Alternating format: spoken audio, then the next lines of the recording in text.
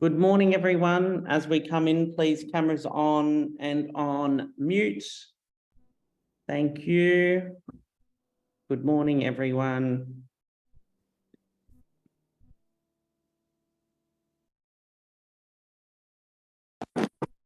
Good morning, everyone. Cameras on, please, as we come in. And on mute, please.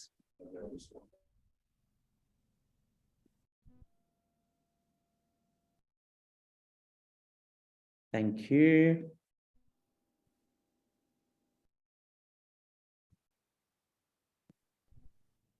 Oh, Josh is doing a Kylie. Josh, you got any points left?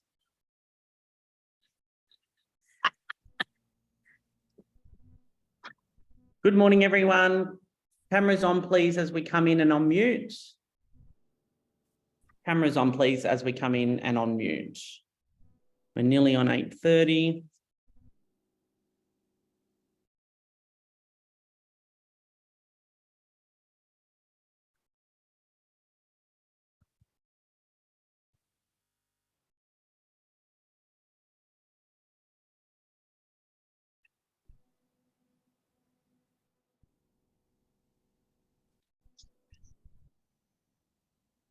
Hello, Lise.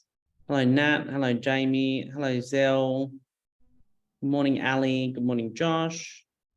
Good morning, Batesy. Matt King, good morning. Good morning, Tamara.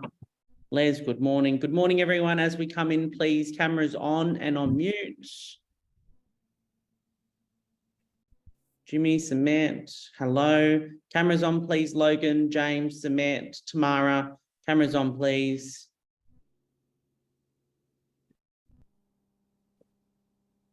Okay, we're on 8:30 now, Carl, so everyone will start to jump in. Good morning, everyone. As we come in, please, cameras on and on mute.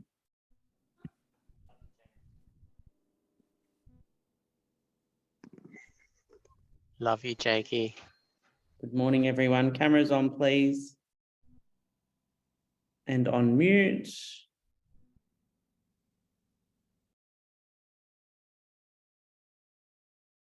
Okay, we're 8:31. We're going to kick it away. Good morning, everyone, and welcome to Thursday morning training. We're lucky enough to have Kylie with us again this month. So Kylie, take it away. Hi, guys. Good morning. Thanks so much for having us back again. Great day with the team at Port yesterday, here on site all day today. So sales guys, I haven't got upstairs yet. I'll pop up and say hi today before we all head off for Easter. Jake and Dave have just asked me to have a bit of a chat this morning about what I'm seeing out there with stock to market, what's happening with fees. Very competitive out there at the moment, but to be honest with you, I'm a bit long in the tooth. I've been around a while. It's always been a bit of a challenge, but I think because stock to market's 40% down sort of across New South Wales, it's a massive problem. Again, as usual, I'd love you to put comments up in chat. Jake, if you can keep an eye on it for me, because I get a bit socially excited and passionate about what I do. So if I don't see them, could you just jump in as we're going with anything that's relevant for the network around what they're seeing, dialogue, etc. So this is actually something I've been asked to speak a lot about, particularly in the last 9 weeks. So you're not on your own.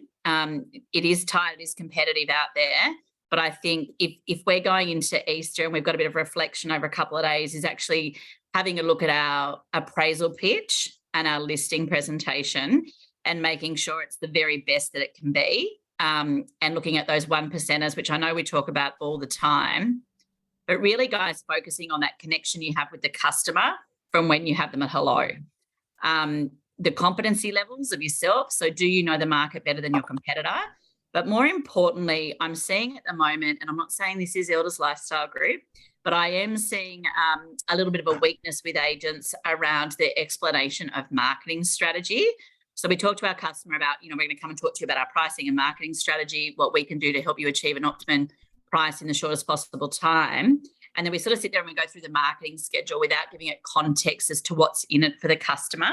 And what I would say is, in a recalibrating market, is your explanation of what's on the market and what they're competing with is just as important as knowing how to spend as much time on the marketing strategy, your innovation digital first offering, and what you can do to create more competition and bring more buyers to a property. So if you were looking at a bit of a self-reflection and saying, well, what's my market knowledge out of 10? Then I really would love you guys to ask yourself or just, write down and reflect upon what's your marketing product knowledge. I think more and more agents are using the dialogue, and rightly so, that we don't determine market value. The market does. And what we're here for, Mr. and Mrs. Client, is to create competition, negotiate and facilitate a sale, and make sure you've got best in sector marketing to create competition to try and get the right buyers here that we can, be it passive or people who are actively in the market. The character of the agent, which is your chance for storytelling, guys, right, on your social media. So I want you to reflect on what's gone onto your social media in the last quarter. And are you a real estate portal, or are you creating a competitive advantage and instilling confidence and competency with your customer? And what I mean by that is, you are not realestate.com and you are not Domain.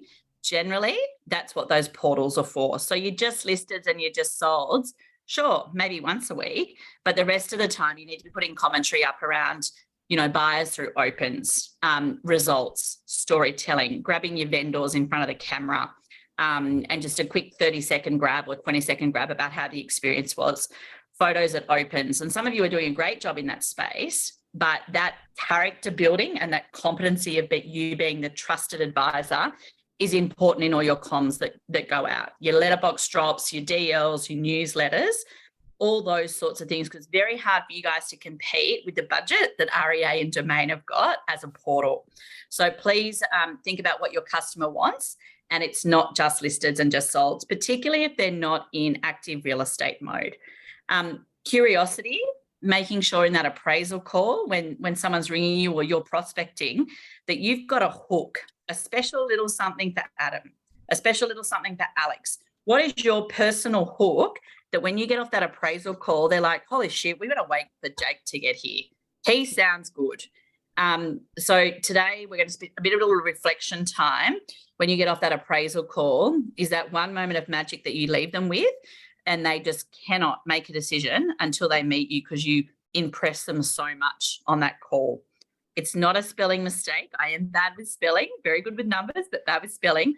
That kindness, I've kept it because we're salespeople and we're simple and we like to keep it simple. This is more about the 5 C's, is just putting yourself in the customer's shoes, which we talk about all the time, but I don't know if I've moved twice in the last 5 years. Incredibly stressful, what we can do to solve some problems. We've got great partners in this business, be it the lawnmower man, someone that can come in and clean, whatever it is maybe if you're investing in gifting at exchange or settlement, is bring that investment forward and use it in the appraisal process because it's so damn competitive. Use it to connect with the customer, and maybe as a follow-up to the appraisal, you might invest in sending them a voucher for the lawnmower guy for their first open home or something like that. So we're going to sort of talk through that stuff today, if that's okay. I'm going to try and keep it pretty short and sharp and get through it in 30 minutes. So there's a bit of time for questions at the end if we can. But keep the questions coming in chat to Jake. Again, so you can't sue me later for my advice because I don't know your own individual personal circumstances. Please rely on your local market. Please rely on where you are in your business life cycle. So there'll be some agents on this call that have got 80, 90% repeat referral, may not have a stock listing problem. But I'm sure there's things throughout today that you can use to provide relevance. Not a new saying, but it's one of my faves. You know, the work that you do and the prep that you do going into a listing presentation will absolutely set you apart from your competition. So if you're not spending an hour before you go into a listing presentation to think about the personality type of the customer, you know, if I was going in and presenting to Jake and I was going in and presenting to Dave and Batesy, they would be 3 different presentations or 3 different approaches. One would be shorter and sharper, one would be more detailed, and then one would be more conversational storytelling.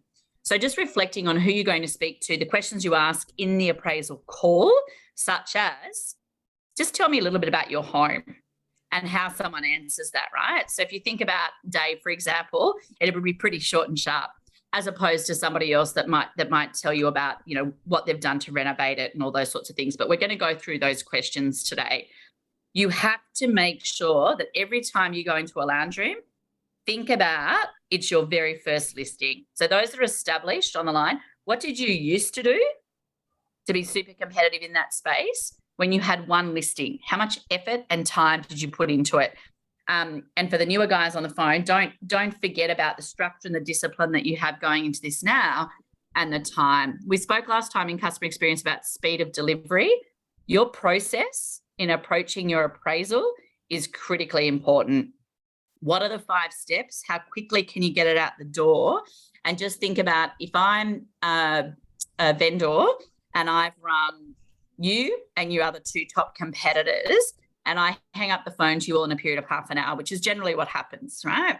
So either they reach out to you or you get in the door from prospecting, and I book an appointment with all the agents. And you tend to do it, if you're a vendor selling, you tend to sort of lock it all in. Okay, I'll get this agent in, this agent in, and this agent in.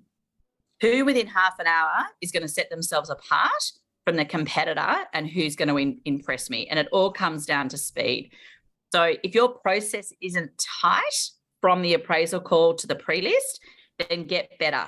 And then think about, okay, every Tom, Dick and Harry probably sends a pre-list. How's mine different? What are the moments of magic that happen between me hanging up the phone and the pre-list going out, or me getting to the property and actually meeting the client that sets me apart? So that's what we're going to look at today.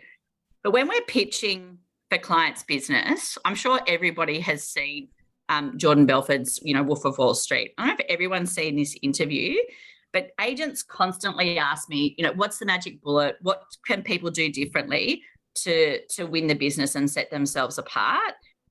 This probably says it all. That I made the right decision morally and ethically. In the end, you're a salesman. If you're taking a more legitimate path, you're probably the greatest salesman in the world. Here's a pen. In the movie, we see Jordan Belfort sell a pen. Sell me the pen. Like, here's what I'm going to meet you halfway with this, and I'll give a little sales training here about the trap of selling a pen. So when you tell someone to sell a pen like this, there's no context to sell you a pen. I don't know what type of pens you use and whatnot. So when you do this to a salesperson, they'll say some really wacky stuff. So the best thing to say is, I would say to you, Pierce, how long have you been in the market for a pen? I wanted a pen for 3 months. So you've been looking for a pen for 3 months now? Yes. Really? And what type of pens do you typically use when you use a pen? I like a nice, easy-to-use ballpoint pen or something. Okay, so now just so you know what I'm doing, so I want to teach a little bit here, is that the idea is that when you sell someone something, is you need to be asking questions first to qualify, to find out what someone... So guys, I'll send this out. You have a look at it. I'm mindful and respectful of time, and it sounds a bit dodge. But if you're not asking more questions on the appraisal call and in that listing presentation in the first half an hour, you're stuffing it up, because every other agent will come in and they'll talk at the customer, and the customer feels like they're not heard. If you're asking people more questions, then you're going to put them in a seat where they're like, well, this guy's actually different, or this lady's actually different. So more questions, more questions, more questions. And next time you do an appraisal call, think about who's talking more, you or the prospective vendor. And if you're talking more than the prospective vendor on that initial connection, you're putting yourself at a disadvantage. So this is about turning everything upside down, and I talk about this slide all the time. Are you comfortable? If you're comfortable in where you are at the moment, you're not getting better. So we want to lose weight at the gym, we've got to get uncomfortable, get out of bed, go to the gym, do some hard work. If we want to get better at being a better agent and increase our praise to list conversion, you got to get better. So looking at, please write down for me right now, because I want you to photograph it and text it to Jake and I. What is your appraisal phone call out of a 10? With 10 being rock star, shit hot, no one comes anywhere near me. Then what happens between the appraisal call booking and when you go to the property? What do you do in that time to demonstrate value or instill confidence in the customer? So that's another 10. And then the actual listing presentation or the pitch itself, what are you out of 10? So there's a possible score out of 30. And if you could please photograph that and send it through to Jake and I. My phone number is 0408 471 595. Now here's my question. How are you benchmarking that? How do you know? So my question to get uncomfortable is, when was the last time you sat in front of one of your peers and practiced on one of your peers rather than practicing on your customer? Getting some feedback from people within the group that you value to say, look, can I just run through some dialogue with you on my appraisal call and just give me some honest feedback? It's a great thing for you to do with your two sales manager coaches within the group as well. David be always up for it, but someone that you respect in the group that'll give you honest feedback, because there may be just one thing that you can change. Just one thing makes such a big impact. And it might be as simple as when you sit down with the customer, is just sitting back and saying, Belisa, it's a big thing putting your house on the market. Is how you feeling? And shut up. You've had a couple of agents through now. Where are they all at? What are they saying? And be quiet. Have your timelines changed? Are we still looking at putting it on the market after Easter, or is there anything holding you back from that? Just those questions in that first 10 minutes when you're in the listing presentation to make the client feel respected, heard, and that you're actually working with them and understand the position that they're in is incredibly important, rather than just going straight into the pitch or the listing presentation. Now, I reckon I've had no less than 300 or 400 agents this year say to me, Kyles, you don't understand what the fees, you don't understand. Yeah, I do, because I was a sales agent for 17 years, and up until about 18 months ago, I was still in the field listing and selling. And I understand that there's 10 to 20% of the market that will always want a bargain deal, and they'll always make a decision based on the cheapest fee. However, I would stake my life on it and my children's life. If you demonstrate value to a customer and you are so much better, and it might be 1%, than your competitor, I have a better connection with you, you're better prepared, you've demonstrated to me that you can help me during the journey, that you've got more buyers than your competitor, that you've got a better marketing strategy, that your communication channels are better, your accessibility is better, your market share is better, then you're better and I'll pay for it. But unless we can tick off all those things that a customer wants, they want more buyers, they want a better price, they want the agent that's got more boards up, better innovation and better tech to meet just not active buyers in the market, but also passive buyers. And I want to know that I've got an agent that doesn't just tell me I'm going to get a social boost, because guys, social boosts don't cut it. You need to be able to articulate what AIM is. So AIM is the product I think you guys use a fair bit. Jake, is it with Domain? Yes. Yep. What are the top 6 things that AIM does for me that the competitors won't? So it gives you go. Beg your pardon? You go.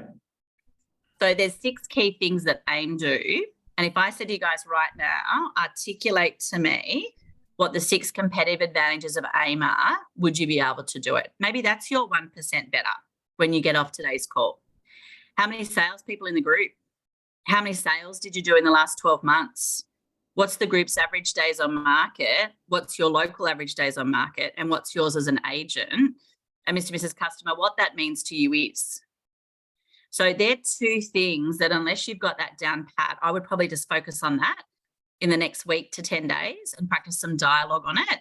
Because if your mindset is, we are better, we do get a better result, we sell more property than anybody else on the mid-north coast and northern rivers, we've got more access to buyers, we've got better tech, we've got better innovation, our days on market might not be the shortest, but you know what? We get the better results. We don't want to just get the first offer and sell it. Whatever your dialogue is being united on that and selling it in lounge rooms across the board is incredibly important.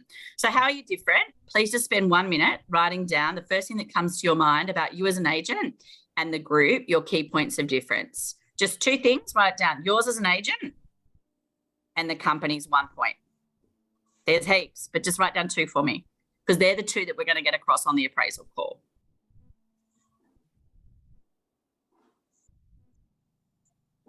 Oh, look at you guys already texting me stuff. You're so good. Execution. Oh, look at that theme, Jake.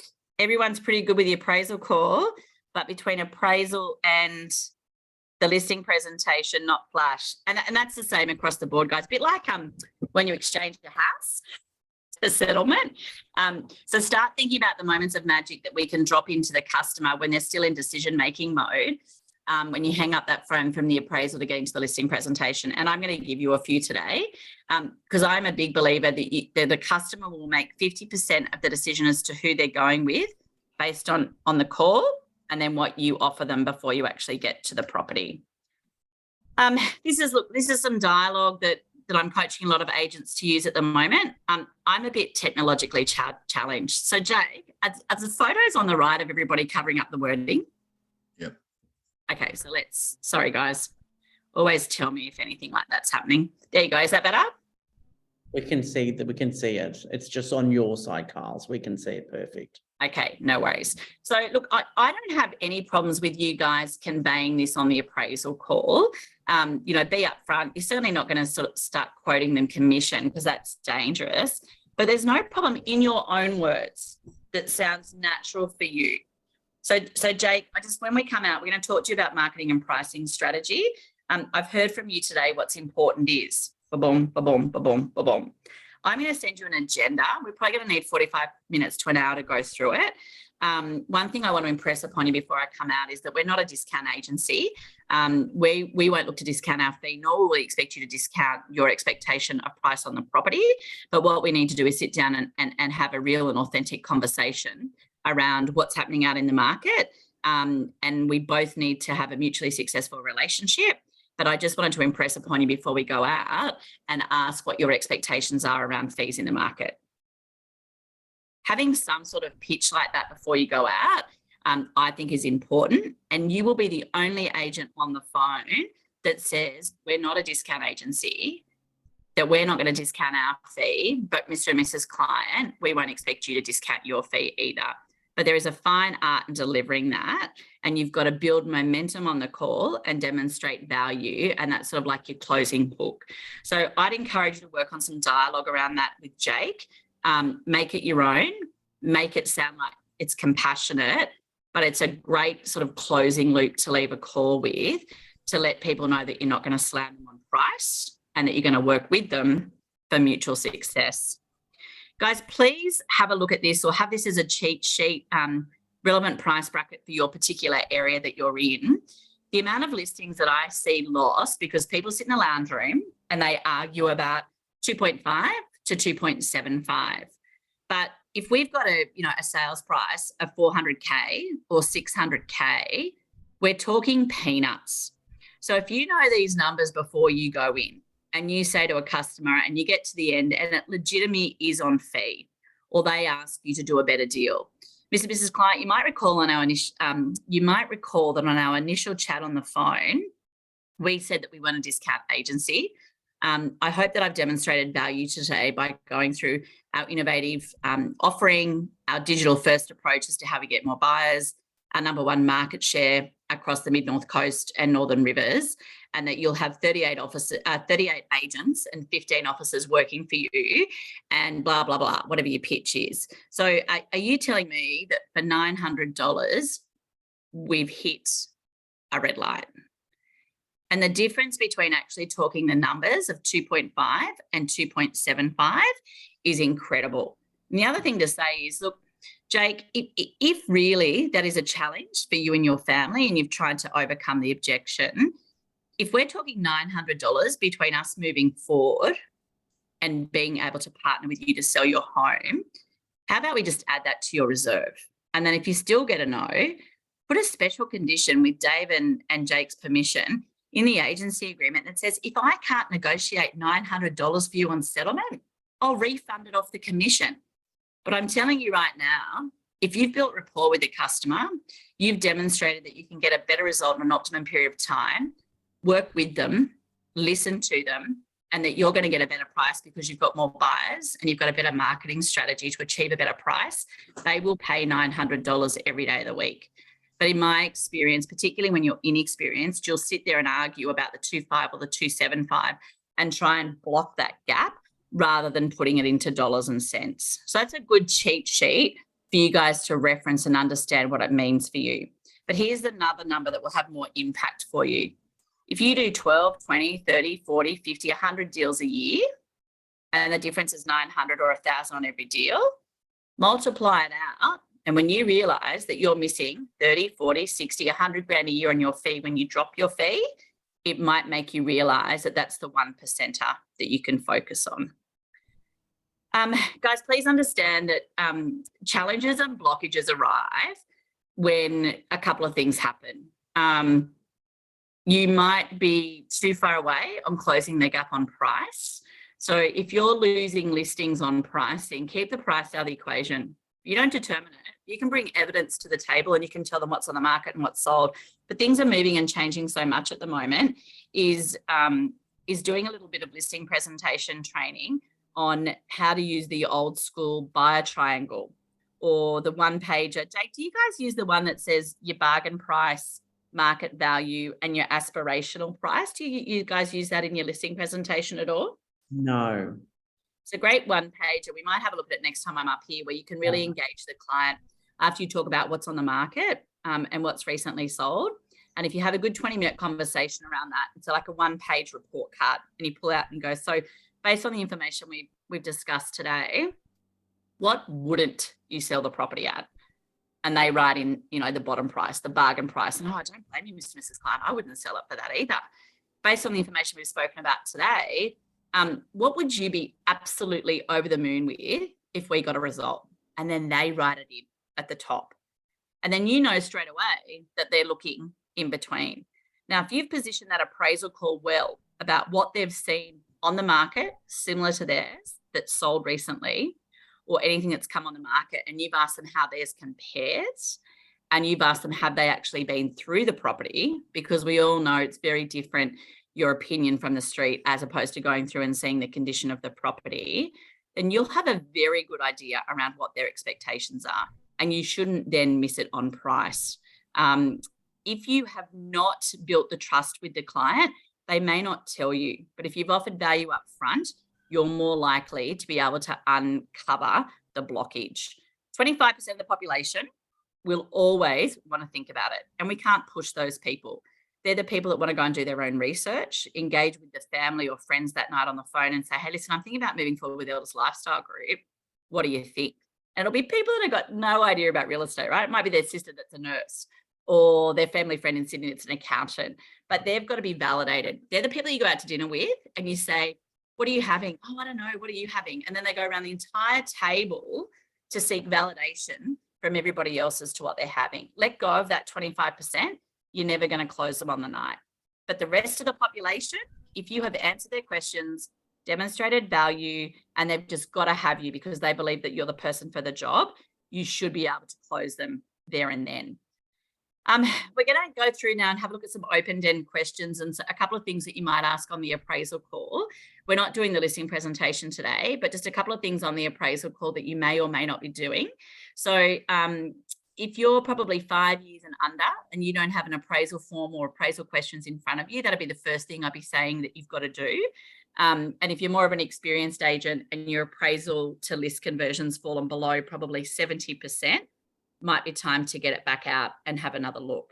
Your job is to uncover the reservations that someone has about an agent, whether they see value. So in that appraisal call is asking people what their past experiences are is incredibly important. And if someone says we had bad communication or we went to auction and it was a bad result, they're the two things that you need to focus on giving social proof on and case studies or storytelling when you go to see them. Because in my experience, it's like the person that makes the complaint. If you can turn them around and show them the value and why you're the agent to do a better auction than the last agent and instill confidence and competency in the customer, then they'll be the ones who actually can sign up for auction.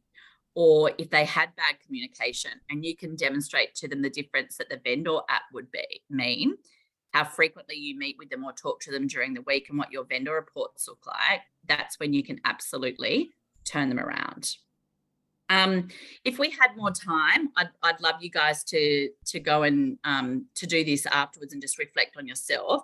But when you're getting fee objections or you're getting objections around the cost of marketing, is what would you say differently to your competitor in relation to marketing?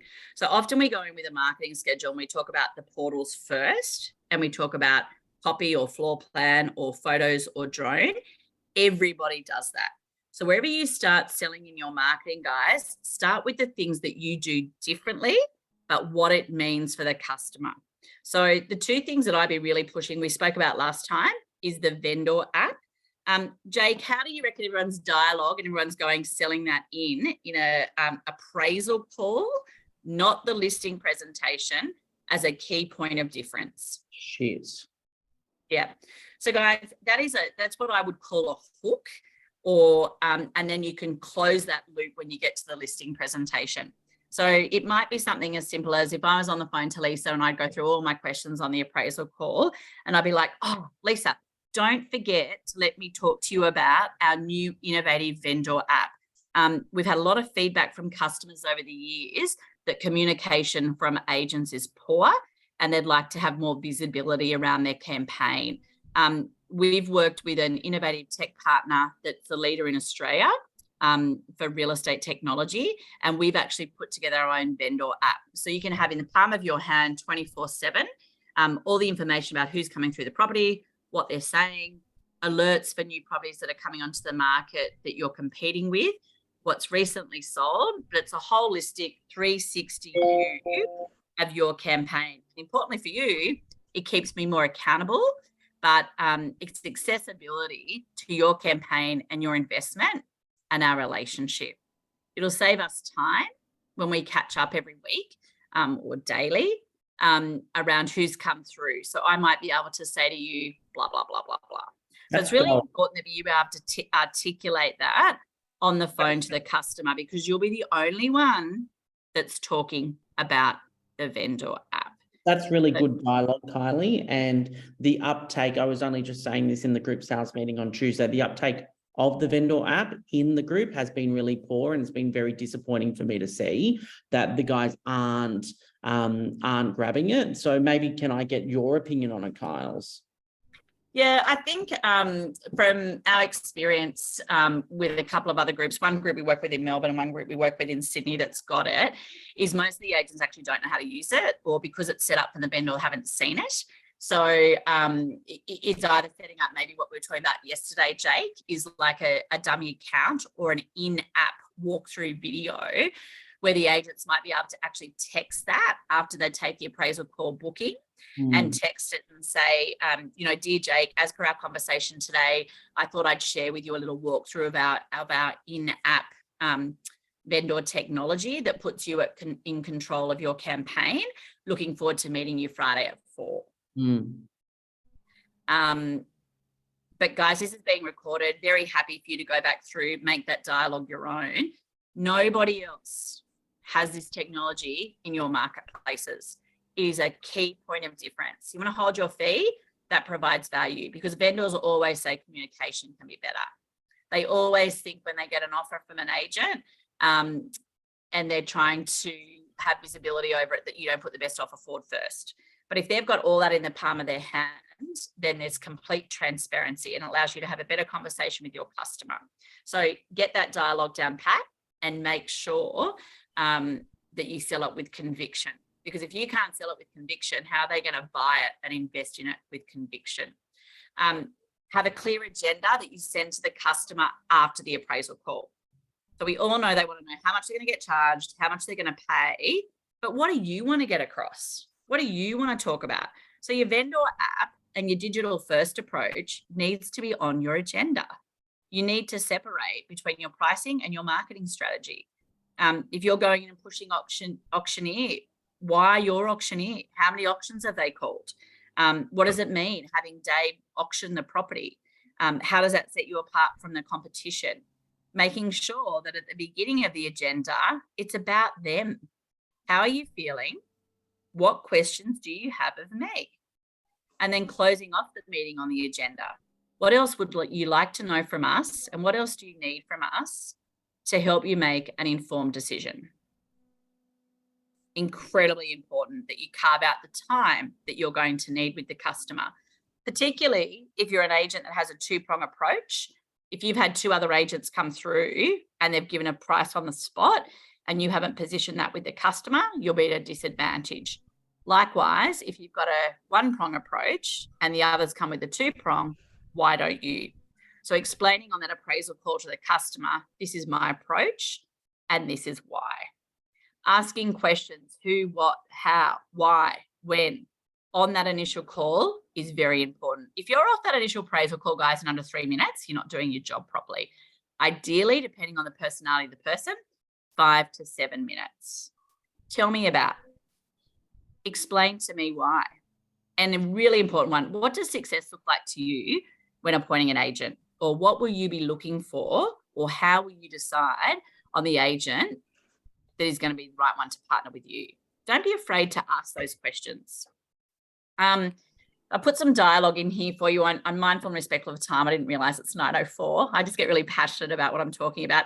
There's some dialogue in here that you might want to have a look at over Easter or talk to Jake about afterwards, is the things that you can say when people say, you know, I want to think it over, or before we move forward, could we just have some more information on?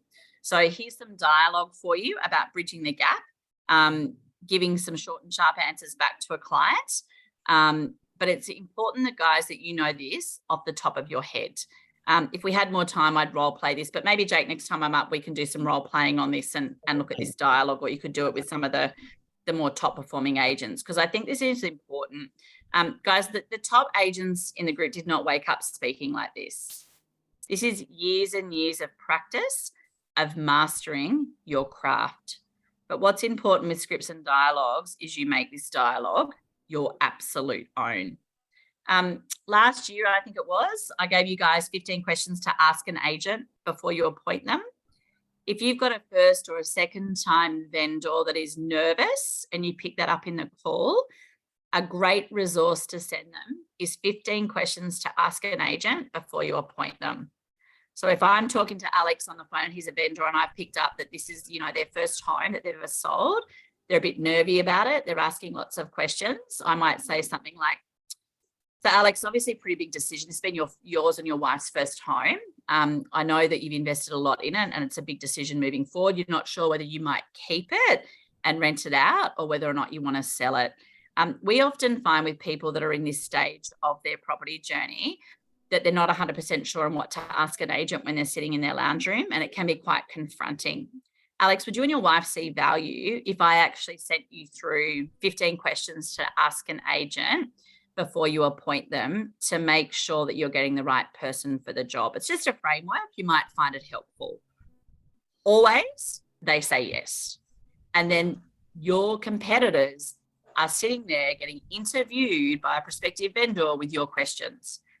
And the questions 1 to 5 are quite simple. Most people can answer them. But 6 to 15 are pretty hot and heavy. You need to know your stuff. And then what you say when you go to the listing presentation is, oh, Alex, how'd you go those questions with the agents? because we just want to make sure that we're going to be the right partnership. And if anyone didn't answer those questions with conviction and competency, I'm just going to be upfront and say you'd need to ask serious questions about their ability to hold the price that you want and negotiate the best possible sales price and outcome for you and your family. So it's a good little tool. But guys, look, just find out their situation, ask more questions, be understood, and then do your pitch, not the other way around. Don't go in and pitch you and why you and all the photos of bloody you and agent first before you understand what they're trying to achieve. If you do not get an objection, there's plenty. So if you're going listing presentation, oh, that's very good. Yes, thank you. And there's no objections, start unpacking more because they're not telling you something. Summarize and close on that phone call. So before I go today, Jake, just want to make sure I haven't missed anything. Do you mind high level if I just go through the key points that we've discussed today? You're available at 4 to 4:30. You've got about an hour, but then you've got to get to netball with little Molly afterwards, whatever it is. What's really important for you is that we do open homes in the morning when we capture the sun in the northeasterly aspect, and you don't want to pay for marketing. Have I missed anything? Incredibly important.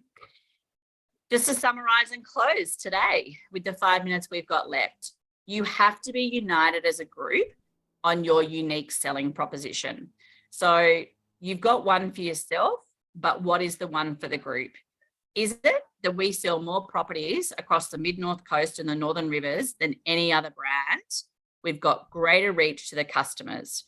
We understand what true digital strategy means. We've got a team of marketing experts that explore data, and we invest in marketing that we can measure. We're not like every other agent. We don't go by our gut. We don't go by intuition. I'm good at negotiating sales, hustling, and getting my clients the best possible price. What our marketing team of 5, 6, 7 people looks like is they bring us leading edge, best in sector digital strategy so we can make sure we get you best return on investment with your marketing, but importantly, reach every single buyer that's out there, whether they're actively looking or they're passively looking. So Mr. and Mrs. Client, when we come and talk to you about digital first, know that nobody else can give you the marketing strategy that we can give you and create the competition that we can. We've already got the buyer in our database because of the data sets and segmentation that we collect. So whatever it is, but just have it with conviction, know it and be compelling, and people will pay your fee.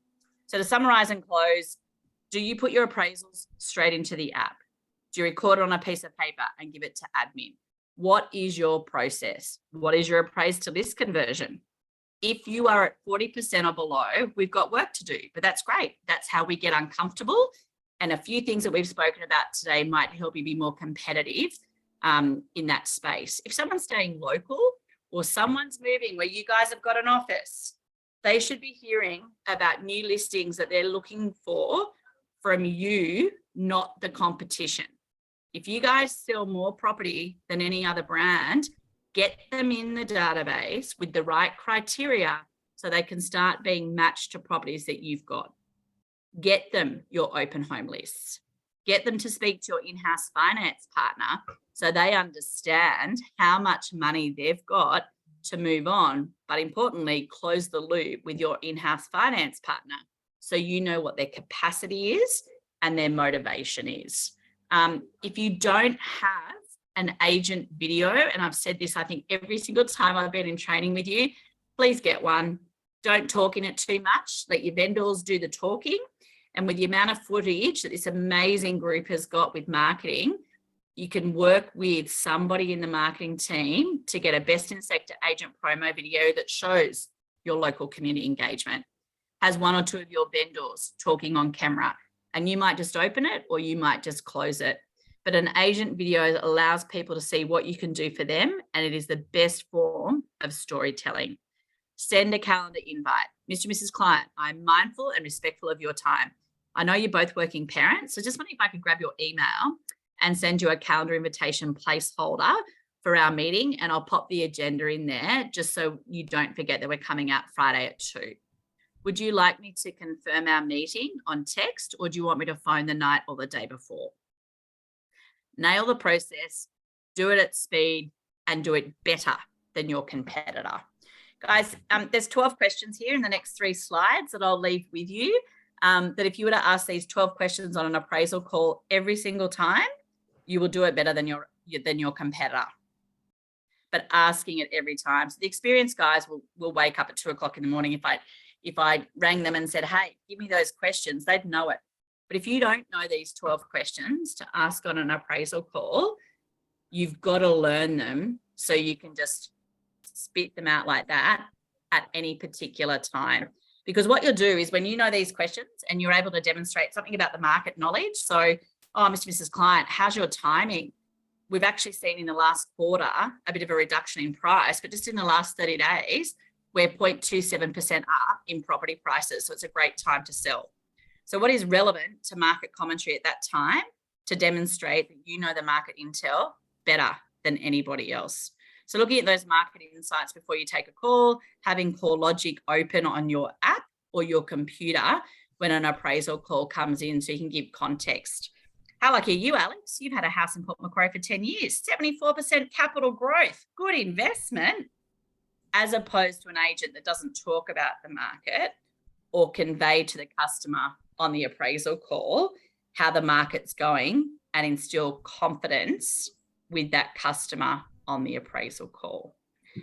This is a text message that I've been getting one of my clients in Sydney to use upstate on the Northern Beaches. I asked them to start offering this text message between the appraisal call and the listing presentation, or the listing presentation and when people make a decision. I mentioned this last time as well around client experience, but just bringing things in like this as a part of your process. So it might be an introduction to your finance team, might be an introduction into past clients. It might be an introduction into an upcoming auction. We've got an auction this weekend, Mr. and Mrs. Client, around the corner at 50 Smith Street. If you'd like to see our team at work or see how our auctioneer calls an auction, please come. Extend an invitation to them to the auction. But guys, have them at hello, have them on the appraisal call, demonstrate a difference, and then it's not as hard to compete on fee when you get to the lounge room because you've already demonstrated what you can do better than competitors. If you can't demonstrate that, you'll compete on fee. I'm hearing you that some people will want to make a decision on fee, but if the best agent in Australia walked into the lounge room or the best agent in this group walked into the lounge room, who would you appoint and why? That's why your customer is going to appoint you. I could keep going, but we're right on 9:15 and I'm mindful and respectful of the hourly rate that I've got on the phone. Jake, is there anything that you wanted to close off with? No, that was fantastic. Thank you very much, Kylie. I've got some great people sending me text messages saying that was fantastic. Bluesy's just said that was brilliant. So thank you very much for your time, Kylie. Everyone enjoy and have a great Easter. If I don't speak to you before, stay safe. Remember, it's double demerits. And I will chat to you soon. Thank you, everyone. Thank you, Kylie. Happy Easter. Bye, guys.